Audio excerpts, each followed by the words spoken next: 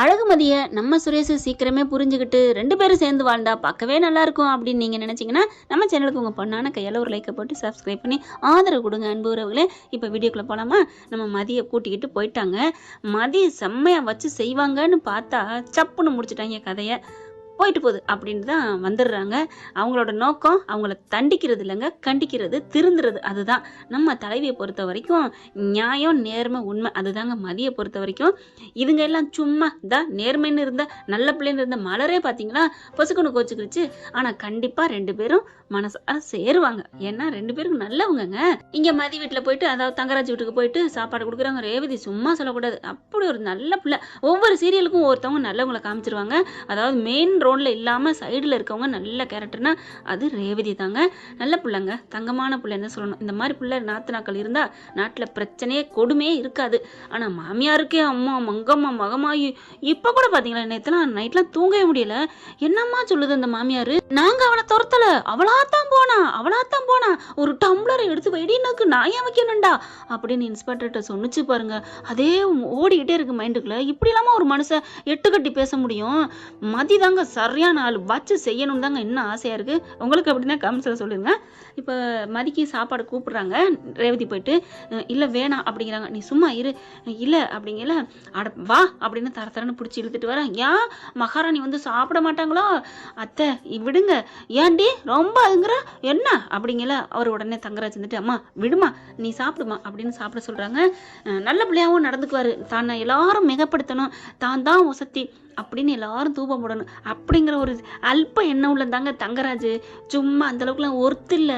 நான் சொல்லுவாங்கல்ல, நான் டம்மி பீஸு அப்படிங்கிற மாதிரி ஃபேஸ் மட்டும் வீக் பில்டிங் சாங் இவர் அப்படித்தாங்க.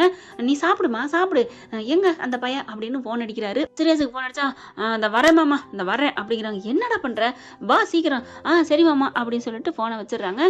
அவங்க சரி ரேவதி, நீ மதியை கொண்டு கூப்பிட்டு சாப்பிட்டு இல்லை, தூங்க வை, நீனு போய் படுத்துக்கிறியா மதி அப்படிங்கல. இல்லை நான் தனியாக படுத்துக்கிட்டேன்ட்டு போகிறாங்க. ரேவதி பிள்ளைங்களாம் சாப்பிட்டுட்டு மேலே போகிறாங்களா. இங்கே தங்கராஜ் என்ன இவனை காணோம் அப்படின்னு இருக்கல.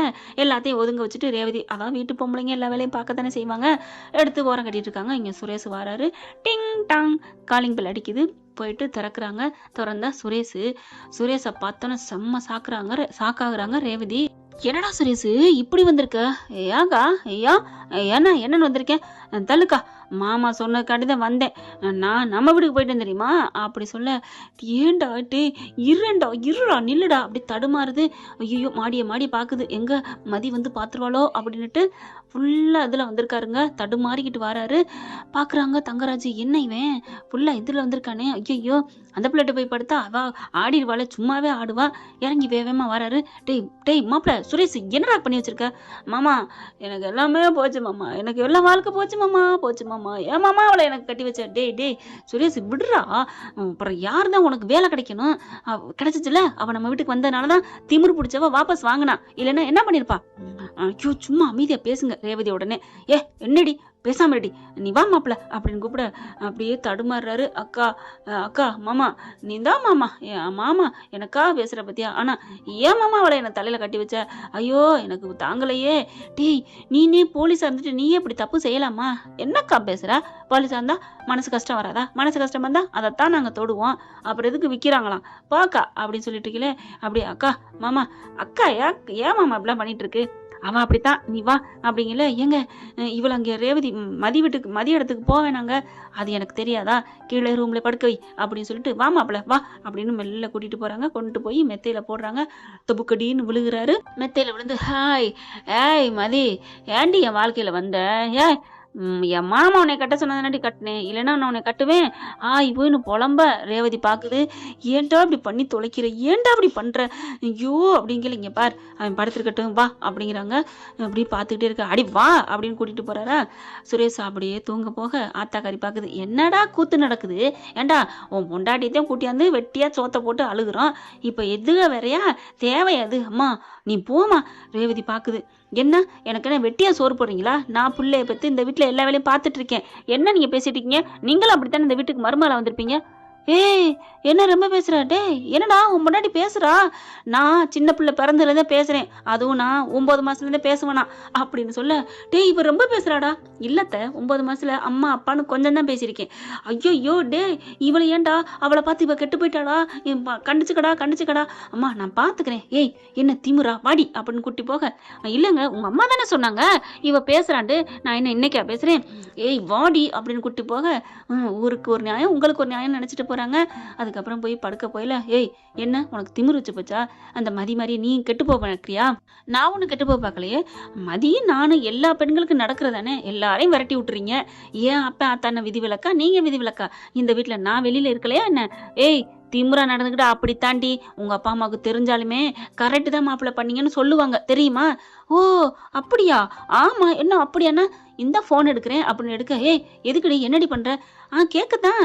நான் என்னையே இந்த மாதிரி கதவை பிடிச்சி தள்ளிட்டாங்க, கழுத்தை பிடிச்சி தள்ளிட்டாங்க, சாத்திட்டாங்க, இது கரெக்டா தப்பான்னு கேட்குறேன் அப்படின்னு ஃபோன் எடுக்க, ஏய் அப்படின்னு சொல்லிட்டு பறிக்கிறாரு. ஆனால் ரிங்கு போகுது, அட்டனும் பண்ணிடுறாங்க. குடுறி அப்படின்னு சொல்லல, ஸ்பீக்கர்லேயும் அட்டன் ஆயிடுது. அம்மா ரேவதி என்னம்மா இவர் குடுறீங்கிறது கேட்குதா? மாப்பிள்ள என்ன மாப்பிள்ள நீங்களா? என்ன மாப்பிள்ள ஓ அப்படின்ட்டு, ஒன்றுமில்லாத்த சும்மா தான் மதி வந்துட்டா, சுரேஷும் வந்துட்டான், அதை சொல்லத்தான் அடிச்சான், வேற ஒன்றும் இல்லை. வந்துட்டானா அவனை அவளோட சேர விடாதீங்க. ஏன் அத்தை? சேர்ந்தா ஏதாவது பேசிவிடுவா, கோல் சொல்லுவா, அவ பெரிய ஆளு. நீங்க அவளை போய் உங்க வீட்டுல கொண்டு வச்சிருக்கீங்களே, உங்களுக்கு தான் தொல்லை இடைஞ்சலு. பார்த்து மாப்பிள்ள பார்த்து, உங்களையும் ஏதாவது இழுத்து விட்டுருவா, சந்தி சிரிக்க வச்சிருவா. அதெல்லாம் நான் பாத்துக்கிறேன் த, வைங்க. அம்மா இருமா நான் பேசணும் அப்படிங்கிறாங்க. என்னடி குடு அப்படின்னு. அத்த ஒன்னும் இல்ல தம்பி வந்துட்டான், ஒன்னும் இல்லை கொஞ்சம் தண்ணி இதுல வந்திருக்கான், அதைத்தான் சொல்ல போறா, நான் பாத்துக்கிறேன். அப்படியா? சுரேஷ் அந்த மாதிரி பண்ணிருக்கானோ? அவன் அப்படிப்பட்ட ஆள் இல்லையே. ஐயோ மாப்பிள்ள கொஞ்சம் பிள்ளைய பாத்துக்கங்க, அதெல்லாம் நான் பாத்துக்கிறேன் வைங்க. அதை சொல்றதுதான் பெத்த அம்மா கிட்ட இப்படிலாம் சொன்னா மனசு வேதனைப்படாது. நான் வேணான்னு சொன்னாலும் இவ கேட்க மாட்டாம உங்களுக்கு சொல்லியிருக்கா. மாப்பிள்ள நீங்க தான் மாப்பிள்ள எங்க மனசை புரிஞ்சுக்கிட்டவங்க அப்படின்னு சொல்லிட்டு வைக்கிறாங்க. ரேவதி பாக்குது, முறைக்குது. எப்படிங்க இப்பெல்லாம் நடிக்கிறீங்க? அப்புறம் எப்படி பெரிய மனுஷனா இருக்க முடியும்? போத்திக்கிட்டு தூங்குடி அப்படின்னு சொல்லிட்டு அங்கிட்டு திரும்பி படுக்கிறாரு. காலையில எந்திரிக்கிறாங்க. ரேவதி வேகமா இறங்கி வந்து பார்த்தா அப்படியே மண்டையை பிச்சுக்கிட்டு கிடக்குறான். சுரேஷை பிடிச்சி எழுப்புறாங்க. டே எந்திரா அப்படிங்கல. நான் எங்க இருக்கேன், எப்ப வந்தேன் அப்படிங்கல. நல்லதா போச்சு அடிச்சு நெய்வே அப்படின்னு சொல்லிட்டு தண்ணியை சப்புன்னு அடிச்சு விடுறாங்க. அதுக்கப்புறம் இந்தா காப்பியை குடி அப்படிங்கிறாங்க. அக்கா எனக்கா நடக்குது, சாரிக்கா என்ன நடந்துச்சு, என்ன நடந்துச்சா? ஏண்டா சுரேஷ் பாவம் இல்லையாடா மதி, நீ பாட்டுக்கு இப்படி இருக்கிற அப்படிங்கிறாங்க. இல்லக்கா அது வந்து மதி எங்கக்கா? அவ மேல மாடியில இருக்காடா, பாவம்டா, நான் இப்பதானே அவளுக்கும் போய் காப்பி கொடுத்துட்டு வரேன் அப்படிங்கிறாங்க. என்ன சொல்றா, என்ன மகாராணி சொல்றா? ஒன்னும் சொல்லல, புள்ள அப்படியே ஒரு மாதிரி கூணி குறி கிடந்தா. காப்பியை கொடுத்து நீ கீழே இறங்குன்னு சொன்னேன், நான் வர்றேன் நீங்க போங்கக்கான்னு சொல்லியிருக்கா. அவ வாய் இல்லாம தாண்டா இருக்கிறா, அவ நல்ல நேர்மைக்காக தாண்டா போராடுறா. அவளை போய் படுத்துட்டு எடுத்துறீங்களடா. ஒவ்வொருத்தவங்களும் பணக்காரி எல்லாம் ராங்கு பண்ணிட்டு என்னென்ன பண்றாளுங்க. அப்படித்தானே நீ அந்த பொண்ணை கல்யாணம் பண்ணிருக்கணும், பார்த்த பொண்ணை. உனக்கு அப்புறம் இருக்குடி. அக்கா விடுக்கா, நீ இவளுக்கு பேசாத, இவ இப்ப ஏதோ அடங்கியிருக்கிறா, இல்லைன்னா இவ சரியான வாய் தெரியும்ல. என்னடா வாய்ங்கிற, அவ என்னடா பண்ணிட்டா, என்ன பண்ணா? அம்மா பண்ணது தப்பு உனக்கு தெரியுமா? என்ன தப்பு? நான் எல்லாம் அலற நீட்ட கேட்டுட்டேன். அம்மா தாண்டா வேணுக்குனே பண்ணிருக்கு, அண்ணி எடுத்து வைக்க போயிருக்காங்க, நீ எடுத்து வைக்காதடி, புருஷன் குடிச்சத பொண்டாட்டி தான் எடுத்து வைக்கணும். திமுறாவ ஆப்பே ஆத்தா வளர்த்துருக்க பாருன்னு அம்மா தாண்டா ஃபர்ஸ்ட் பேசியிருக்கு. என்னம்மா என்னக்கா சொல்ற? ஆமாடா, அதுக்கப்புறம் தான் அவளுக்கு கோவம் வந்திருக்கு. அவ வந்து சத்தியம் நேர்மைன்னு பேசுறவ, ஏன் அவர் எடுத்து வச்சு போக மாட்டாரா அப்படின்னு கேட்டிருக்கா. பாத்தீங்களா திமிரா பேசியிருக்கா.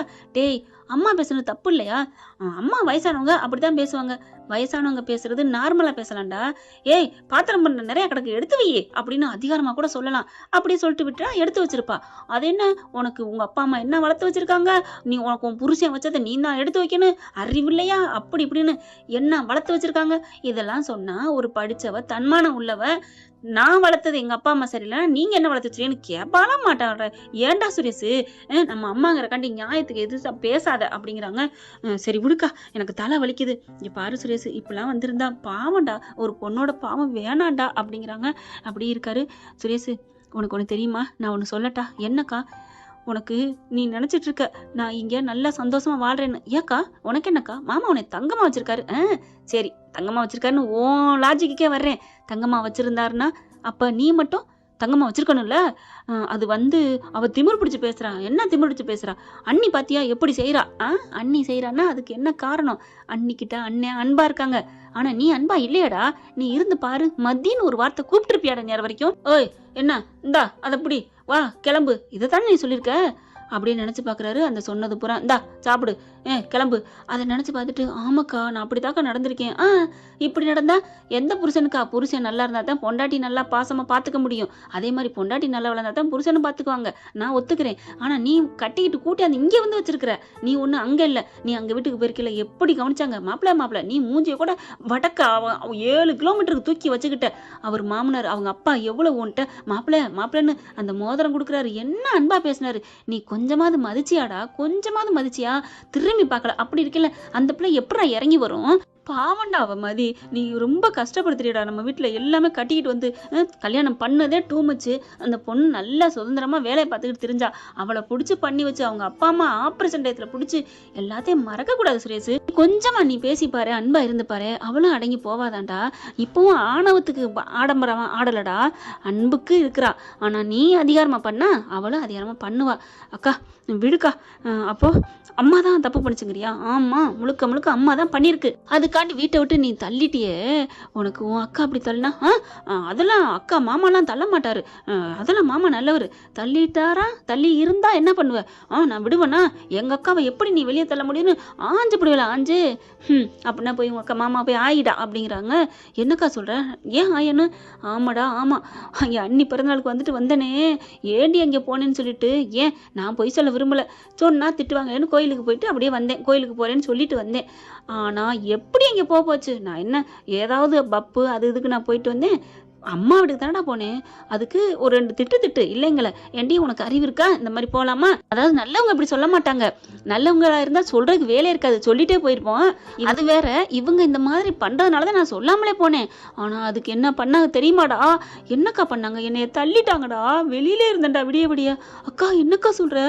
நிஜமாவா? அப்படின்னு அப்படியே காப்பி குடிக்கிறத வச்சுட்டு எந்திரிக்கிறாரு. மாமா தள்ளினாரா? ஆமாடா. அக்கா நீ சும்மா சொல்றியா? அந்த அளவுக்கு மாத்தி வச்சிருக்கானடா உமாமே. நான் அக்கா சொல்றேன் நம்ப மாட்டியா? என்னக்கா சொல்ற? ஆமாடா, என்னை தள்ளி விட்டது மட்டும் இல்லடா, உனக்கு இன்னொன்னு தெரியுமா? நீ என்னடா என் கூட பிறந்தவன். என் அண்ணன், நம்ம அண்ணனுக்கு அசரிசி தெரிஞ்சிருக்குடா. அண்ணன் வந்துச்சுடா. என்ன அண்ணன் பாக்கியராஜ் வந்துச்சா? ஆமாடா, பாக்கியராஜ் அண்ணன் வந்துச்சு. பாக்கியராஜ்னு சொன்னோன்னே ஞாபகம் வருதுங்க. பாக்கியராஜ் சார் டைரக்டர், நடிகர், இசையமைப்பாளர், கதை, திரைக்கதை, வசனம் எல்லாமா இருக்கிற பூர்ணிமா பாக்கியராஜ். அதாவது பூர்ணிமா ஹஸ்பண்டு சாந்தனு அப்பா. பாக்கியராஜை பற்றி தெரியாமல் இருக்காது, இருந்தாலும் தெளிவாக சொன்னேன். அவர் இன்னைக்கு காலமாயிட்டாருங்க. நாளைக்கு நல்லடக்கம் பண்ணுறாங்க. டிவியில் தான் எல்லாம் இந்நேரம் வரைக்கும் அதில் தான் இருந்துட்டு இப்போ தான் வர்றேன். ரொம்ப நல்ல மனுஷருங்க. தாவணி கனவுகள்லாம் எத்தனை வாட்டி பார்த்தேன்னு சொல்ல முடியாதுங்க, அந்த அளவுக்கு நல்ல ஒரு இது. அதே மாதிரி ஒரு ஊரில் ஒரு ராஜகுமாரி எனக்கு பிடிச்சதுங்க அவர் நடித்த படத்தில். இப்போ வாங்க கதைக்குள்ள போவேன். சுரேஷ் கேட்குறாங்க, அப்போ அண்ணன் வந்துச்சா? ஆமாடா, அண்ணன் வந்து எவ்வளோ சண்டை போட்டு தெரியுமா? விடிய அண்ணனை உட்காந்துருந்துச்சுடா. அதுக்கப்புறம் சரின்னு சொல்லிட்டு போனா போதுன்னு என்னை வீட்டுக்குள்ள கூப்பிட்டாரு தெரியுமா? அப்படியா மாமா பண்ணாரு அப்படின்னு வேகமா நான் அந்த வச்சுக்கிறேன். டே சொன்னா மட்டும் திருந்திருவாரா? ஐயோ, நான் போதி மரத்து அடியில உட்காந்துட்டேன், எனக்கு புத்தி வந்துருச்சுடா மச்சான், நான் இனிமே நல்லவனா இருக்கேன்டா, உன் அக்காவை நல்லா பாத்துக்கிறேன்டா அப்படின்னு சொல்லுவார்னு நீ நினைச்சு நம்பி போறியாடா? அக்கா சொல்லு, உன் மாமா அப்படி சொல்லிடுவாரா? சொல்ல மாட்டாரு. அப்புறம் நீ போய் கேட்கறது கிணத்துக்குள்ள போட்ட கல்லுடா, மேல வராதுடா. நாமளும் தான் கீழே போனாதான் அதை தொட முடியும், அதுக்குள்ள முக்கிக்கிட்டு போயிடுவான். வேணாண்டா அப்படிங்கிறாங்க. என் பிரச்சனையை விடு, எனக்கு 2 புள்ள குட்டி ஆயிடுச்சு, நான் பாத்துக்கிறேன். இதுங்கெல்லாம் குணம் இதன்னு தெரிஞ்சு போச்சு. நம்ம குடும்பம் ஏன்டா அப்படி பண்ணணும்? அப்பா அம்மா பண்றது சரியில்லடா. உனக்கே தெரியும் அண்ணிய என்னென்ன வேலை வாங்குறாங்க, எப்படி பண்றாங்கன்னு. நீ மனசாட்சியை தொட்டு கேளு, கண்ணை மூடி ஒரு நிமிஷம் யோசிச்சு பாரு. அப்படி நான் சொன்னதெல்லாம் சரின்னு நினைச்சின்னா மதிக்கிட்ட போய் பேசுடா. சாப்பிட்டியான்னு கேளு, 2 வார்த்தை பேச ப்ளீஸ். இந்த அக்கா கிட்ட உன்கிட்ட கெஞ்சி கேட்குறேன்னு சுரேஷ் காலில் விழுகிறாங்க. அக்கா விடுக்கா, நீ எந்திரிக்கா அப்படின்னு சொன்னோன்னே போயிடுறாங்க கிச்சனுக்கு சமைக்கிறதுக்கு. நீ பார்த்து யோசிக்கன்ட்டு அப்படியே கண்ணை மூடி யோசிச்சு அப்படியே சுற்றி நடக்கிறாரு சுரேஷ். அப்புறம் படுத்துக்கிட்டு கண்ணை மூடி யோசிச்சு பார்க்குறாங்க. அப்போ அக்கா சொன்னது உண்மைதானா? அக்காவை மாமாவை நான் நல்லவர்னு நினைச்சேன், அவர் பேச்சை கேட்டு நான் என்னென்னமோ பண்ணியிருக்கிறேன். ஏன் அக்கா வெளில தள்ளியிருக்கா? எனக்கே அந்த உணர்வு வரல, அண்ணனுக்கு வந்த உணர்வு வரல. அப்போ நான் அக்கா மேல பாசம் இல்லையா? சுரேஷுக்கு போட்டு அடிச்சுக்குது.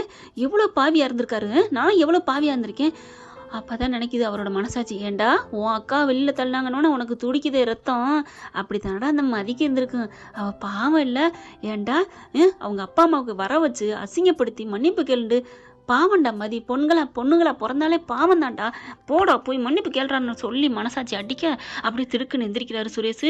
ச்சே, நம்ம ரொம்ப பண்ணிட்டோமோ அப்படின்னு வெளியில வராங்க. மாப்பிள்ளைக்கார் வராரு. என்ன மாப்பிள்ள, நல்ல இதுல வந்திருப்ப போல இருக்கு. இல்லம்மாம்மா, கோவம் வருது. என்ன மாப்பிள்ள ஒரு மாதிரியா பாக்குறேன்? என்ன பாக்குறியா? அக்கா வெள்ள தள்ளியாடா அப்படின்னு பலான்னு அடிக்கிறாங்க. சப்பு சப்பு சப்புன்னு அடிக்க, மாப்பிள்ள என்ன அடிக்கிற? என் அக்காவை நீ வெள்ள தள்ளுறதுக்கு நீ யாருடா அப்படின்னு சொல்லிட்டு கண்ணை ரெண்டு பலான்னு அப்படி சட்டையை பிடிச்சி அடிக்க, ஆத்தாக்காரு டே ஏன் பிள்ளையாட அடிக்கிற அப்படின்னு சொல்லிட்டு வேகமா வந்து நிக்க. அதுக்கப்புறம் என்ன நடக்குதுங்கிறத அடுத்த எபிசோட்ல ஜூமிங்ல பாருங்க. அப்படிதான் டெரரா இருக்குங்க. டெரர் மட்டும் இல்லைங்க, அடுத்து ரொமான்டிக் இருக்குங்க. பார்க்கலாம் ஃப்ரெண்ட்ஸ். இந்த பதிவு உங்களுக்கு பிடிச்சிருந்துச்சுன்னா உங்க பொண்ணான கையில் ஒரு லைக்கை போட்டு சப்ஸ்கிரைப் பண்ணி ஆதரவு கொடுங்க அன்புறவங்களே. Thank you friends. இந்த வீடியோ உங்களுக்கு பிடிச்சிருந்தா தயவு செய்து லைக் பண்ணுங்க. இன்னும் அப்டேட்ஸ்க்காக சேனலை சப்ஸ்கிரைப் பண்ண மறக்காதீங்க. நம்ம கிட்ட இருக்க எல்லா சேனல்ஸோட லேட்டஸ்ட் வீடியோ அப்டேட்ஸ்க்காக மேல ரைட் சைடுல காட்டுற லிங்கை கிளிக் பண்ணி வாட்ஸ்அப் குரூப்ல ஜாயின் பண்ணுங்க. உங்களிடம் விடைபெறுவது நான் உங்கள் மெஹர்.